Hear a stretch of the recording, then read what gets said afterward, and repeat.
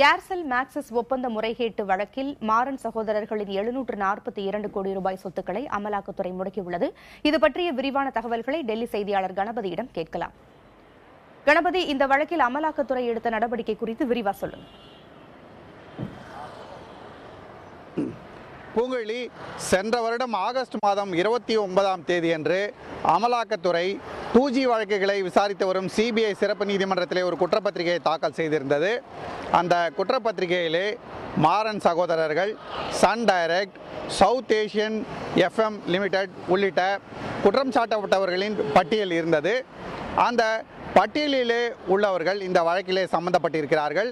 இதை தவிர இந்த வழக்கிலே ஆல் ஆஸ்ட்ரோ ஏஷியன் நெட்வொர்க்ஸ் என்ற நிறுவனம் மூலமாக அந்நிய முதலீடு என்ற பெயரிலே வந்த பணம் கருப்பு பணம், அது லஞ்ச பணம் என்று அமலாக்கத்துறை குற்றம் சாட்டியிருந்தது. ஏற்கனவே சிபிஐ இந்த வழக்கிலே ஒரு குற்றப்பத்திரிகையை தாக்கல் செய்திருந்தது. வழக்கு நடத்தி வருவது உங்களுக்கு நன்றாகவே தெரியும். ஏர்செல் நிறுவனத்தின் அப்போதைய உரிமையாளராக இருந்த சிவசங்கரனை மிரட்டி அவருக்கு அலைக்கற்றை மற்றும் உரிமங்களை கொடுக்காமல் அப்போது அமைச்சராக இருந்த தயாநிதி மாறன் அவரை அந்த நிறுவனத்தை மேக்சிஸ் குழுமத்துக்கு விற்று வரும்படி வலியுறுத்தினார் என்பதுதான் சிபிஐயின் வழக்கு. ஆகவே அதற்கு கைமாறாகத்தான் மேக்சிஸ் நிறுவனம் ஆஸ்ட்ரோ ஏலேஷியா நெட்வொர்க்ஸ் மூலமாக அந்நிய முதலீடாக பணத்தை சன் குழுமத்துக்கு கொடுத்திருந்தது என்பது அவர்களுடைய குற்றச்சாட்டு. ஆகவே அமலாக்கத்துறை சொல்லியிருப்பது என்னவென்றால், இது கருப்பு பண பரிமாற்றம், prevention of money laundering act என்ற சட்டத்தின் கீழ் இந்த சொத்துக்களை அட்டாச் செய்வதற்காக உத்தரவிடுகிறோம், முடக்குவதற்கு உத்தரவிடுகிறோம் என்று சொல்லியிருக்கிறார்கள்.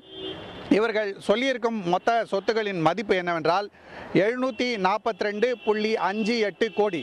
இதற்கு காரணம் என்னவென்றால், அந்நிய முதலீடாக வந்த பணம் சன் டைரக்டுக்கு 549 கோடி, இது தவிர சவுத் ஏஷியன் FM லிமிடெடுக்கு 193.55 கோடி. இது இரண்டையும் சேர்த்து 742.58 கோடி மதிப்புள்ள சொத்துக்களை முடக்க வேண்டும் என்று அமலாக்கத்துறை உத்தரவிட்டிருக்கிறது.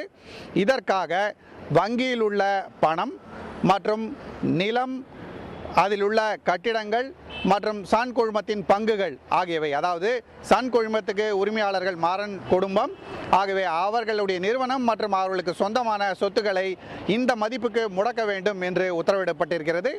இது ஏர்செல் மேக்சிஸ் வழக்கிலே இன்னொரு புதிய திருப்பமாக கருதப்படுகிறது. பூங்குழலி, தொடர்பில் இருங்க, நம்ம தொடர்ந்து பேசலாம். அடுத்ததாக பொருளாதார குற்றப்பிரிவில் பணியாற்றி ஓய்வு பெற்றிருக்கும் அதிகாரி வீரையன் நம்மோடு தொலைபேசி இணைப்பில் காத்திருக்கிறார். அவரோடு பேசலாம். சார் வணக்கம். வணக்கம்ங்க. இப்ப அமலாக்கத்துறை எடுத்திருக்கிற அந்த நடவடிக்கை மூலமாக சம்பந்தப்பட்டவர்களுக்கு என்ன மாதிரியான பாதிப்புகள் ஏற்படும், அவர்கள் என்ன மாதிரியான நடவடிக்கைகளை மேற்கொள்ள முடியாது? அதாவதுங்க, இந்த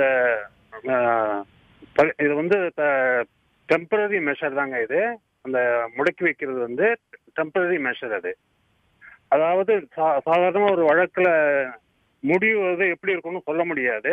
அதுக்கு வழக்கு நடந்துகிட்டு இருக்கப்ப அந்த சம்பந்தப்பட்ட சொத்துக்களை வந்து வித்து கை மாறிடக்கூடாது ஒரு காரணத்துக்காக இது ஒரு நியூ ப்ரொவிஷன் இருக்கு. இது மாதிரி மணி லாண்டரிங் ஆக்ட்ல அதன் விளைவா இந்த பொருள்கள் வந்து முடக்கப்பட்டு இருக்கின்றன. முடக்கப்பட்டிருப்பவை என்ன ஆகும்னா, கேஸ் நடந்ததுக்கு அப்புறம் கேஸ் வந்து பார்ட்டிக்கு சாதகமா முடிஞ்சா இந்த முடக்கப்பட்ட சொத்துக்கள் ரிலீஸ் ஆயிடும்.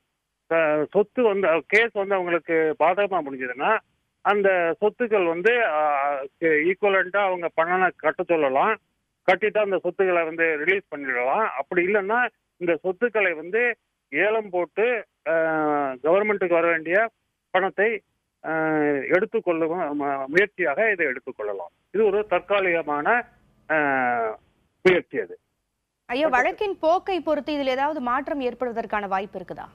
இது இப்போ வந்து அவங்க அஃபெக்டட் பார்ட்டி வந்து சேலஞ்ச் பண்ணலாம். இந்த மாதிரி முடக்கினது கூட தவறுன்னு கூட கேஸ் போடலாம்.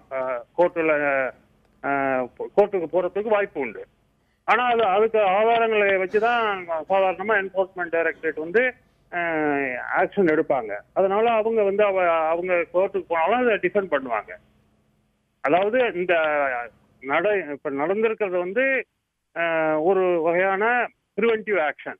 அதை வந்து தவறான வழியில சொத்து சேர்த்து பணம் வந்து அதை வந்து சொத்தை மாற்றி இருக்கிறப்ப அந்த சொத்தை முடக்கி வச்சிருக்காங்க.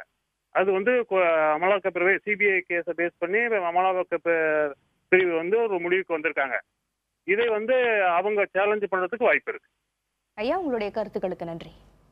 தொடர்ந்து கணபதியிடம் பேசலாம். கணபதி, நீங்க திரு வீரையன் சொன்னதை கேட்டிருப்பீங்க. ஒருவேளை இது தற்காலிகமான நடவடிக்கை தான், வழக்கின் போக்கை பொறுத்து இதில் மாறுதல் இருப்பதற்கான சாத்தியக்கூறுகள் இருக்கிறது அப்படின்னு சொன்னால் கூட சன் குழுமம் நிறைய நிறுவனங்கள்ல முதலீடு செய்திருக்கிறது. பங்குச்சந்தை வழிகாட்டு ஆணையமான செபியின் கட்டுப்பாட்டுக்குள் வருகிறது. அது பங்குச்சந்தைகளில் என்ன மாதிரியான மாற்றங்களை ஏற்படுத்தும், தாக்கங்களை ஏற்படுத்தும் அந்த நிறுவனத்தை பொறுத்த வரைக்கும்? கார்த்திகேயன், இந்த வழக்கின் ஆரம்பத்தை பார்த்தோம் என்றால் ஏர்செல் நிறுவனத்தின் முன்னாள் உரிமையாளரான சிவசங்கரன் தான் குற்றம் சாட்டியிருந்தார். தயாநிதி மாறன் அமைச்சராக இருந்தபோது எனக்கு உரிமங்களை கொடுக்காமல், அலைக்கற்றையை கொடுக்காமல் இந்த நிறுவனத்தை மேக்சிஸுக்கு விற்றுமுடியும்படி வற்புறுத்தினார் என்று அவர் அப்போது குற்றம் சாட்டியிருந்தார். அதன் பிறகுதான் சிபிஐ விசாரணை தொடங்கியது. பின்னர் சிபிஐ இதிலே வழக்கு பதிவு செய்து பின்னர் குற்றப்பத்திரிகையும் தாக்கல் செய்தது. அதாவது section 120B prevention of corruption act என்று சொல்வார்கள், அந்த சட்டப்படி வழக்கு பதிவு செய்யப்பட்டது. ஆகவே அப்போதிலிருந்தே எல்லோருக்கும் நன்றாகவே தெரியும் சன் குழுமத்துக்கு எதிராக இந்த வழக்கு நடந்து கொண்டிருக்கிறது என்று. சமீபத்தில் கூட நீங்கள் பார்த்திருப்பீர்கள், மாறன் சகோதரர்கள் நீதிமன்றத்தில் ஆஜராக வேண்டும் என்று சிபிஐ சிறப்பு நீதிமன்றம் உத்தரவிட்டிருந்தது.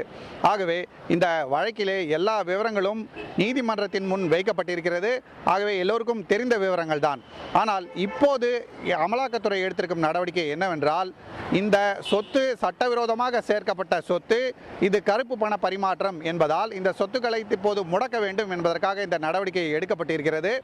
ஆகவே இந்த நடவடிக்கையின் காரணமாக சன் குழுமத்தின் வியாபாரத்தில் ஏதேனும் பாதிப்பு ஏற்படுமா, அவர்களுடைய லாபத்திலே ஏதேனும் பாதிப்பு ஏற்படுமா என்பதை பங்கு சந்தையிலே பங்கு பெறுவோர் கவனிப்பார்கள். அப்படி ஏதேனும் ஏற்படும் என்று தெரிந்தால் அதன் காரணமாக பங்கு சந்தைகளிலே தாக்கம் ஏற்பட வாய்ப்பு இருக்கிறது. ஆனால் இது முழுக்க முழுக்க பங்கு சந்தையில் பங்காளர்கள், அதாவது முதலீட்டாளர்கள் என்ன மாதிரியான கண்ணோட்டத்துடன் பார்க்கிறார்கள் என்பதை பொறுத்தே அமையும். ஆனால் இப்போதைக்கு இந்த வழக்கிலே ஒரு திருப்பம் ஏற்பட்டிருக்கிறது. இறுதியாக இந்த வழக்கிலே என்ன தீர்ப்பு வருகிறது என்பதை குறித்து மாறன் சகோதரர்களுக்கும் சன் குழுமத்துக்கும் சாதகமாக தீர்ப்பு வந்தால் இந்த முடக்கப்பட்ட சொத்துக்கள் திருப்பி கொடுக்கப்படும். அப்படி இல்லாவிட்டால் இந்த சொத்துக்களை முடக்குவதை தவிர எவ்வளவு நஷ்டம் அரசுக்கு ஏற்பட்டது என்று தீர்ப்பிலே சொல்லப்படுகிறதோ அந்த அளவுக்கு அவர்களுக்கு அபராதம் அல்லது தண்டனை மூலமாக நீதிமன்றம் என்ன முடிவு சொல்கிறதோ அதையும் ஏற்க வேண்டிய சூழ்நிலை ஏற்படும். ஆகவே உடனடியாக இது தாக்கம் ஏற்படுத்துவதை விட நீண்ட காலத்திலே தாக்கம் ஏற்படுத்தும் என்றும் கருதப்படுகிறது. கார்த்திகேயன், உங்களுடைய விரிவான தகவலுக்கு நன்றி கணபதி.